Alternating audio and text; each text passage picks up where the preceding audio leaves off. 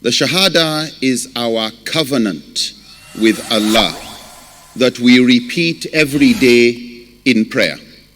When you sit down and you repeat your tashahhud, just the same way as somebody who has just embraced Islam does, you repeat with your finger, Ashhadu an la ilaha illallah wa ashhadu anna Muhammadan Rasulullah.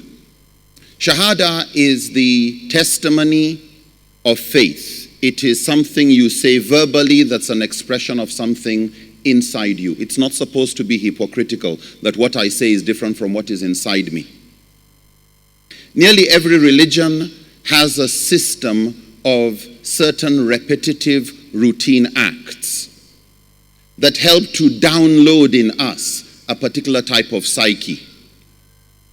And the repetition in Islam, that everything you do, remember to say Bismillah ar-Rahman ar-Rahim.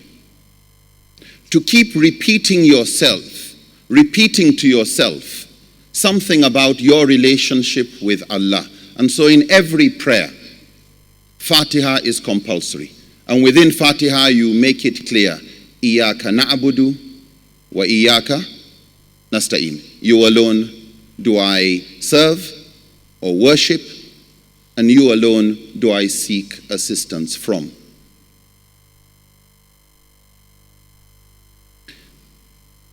Addiction, whether to something that is halal or haram.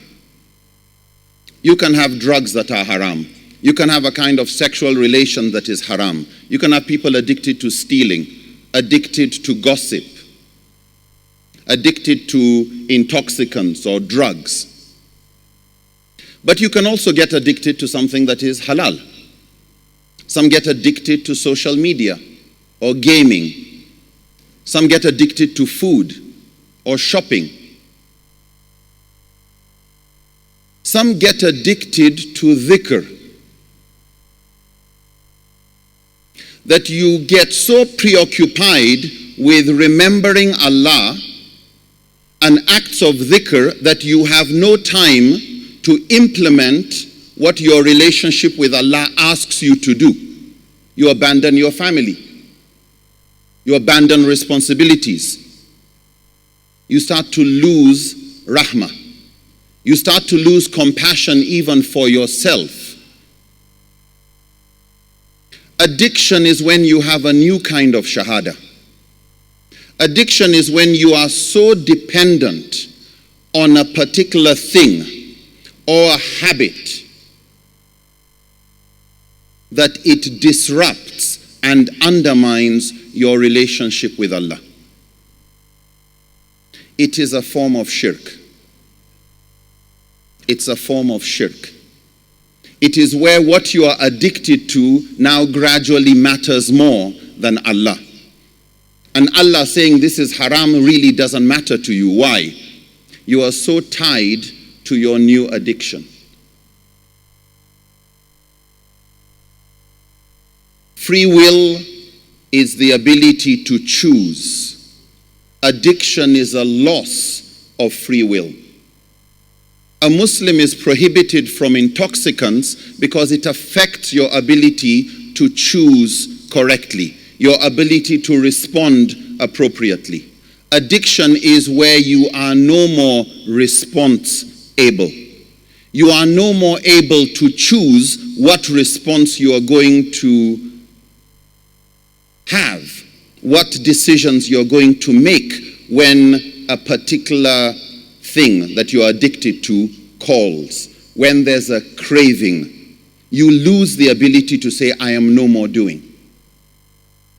Halal and haram don't really matter, because even when you are addicted even to a halal, it is to an extent that is disruptive and destructive.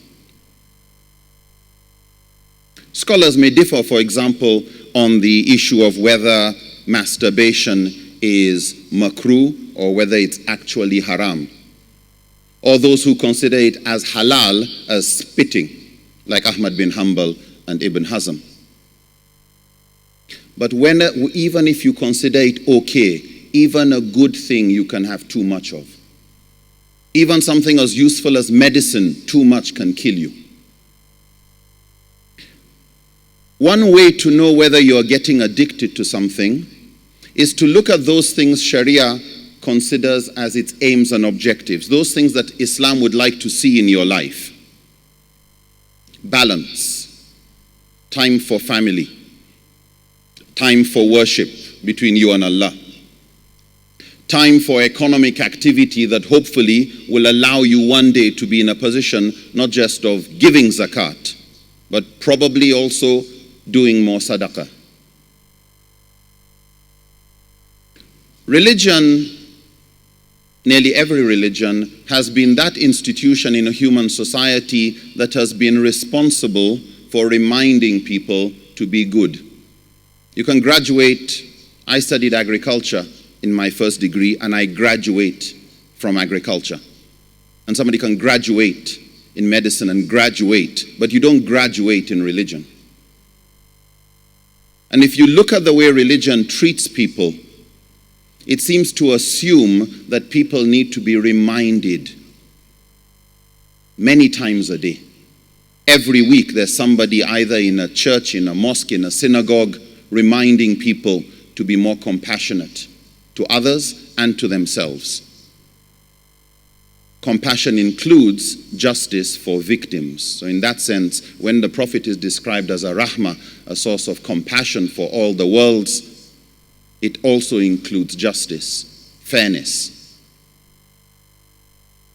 When life starts going out of balance and you start missing the prayer period, and there's the period when Subuh starts and when it ends, and Zuhur starts and when it ends, and Asr and Maghrib and Isha.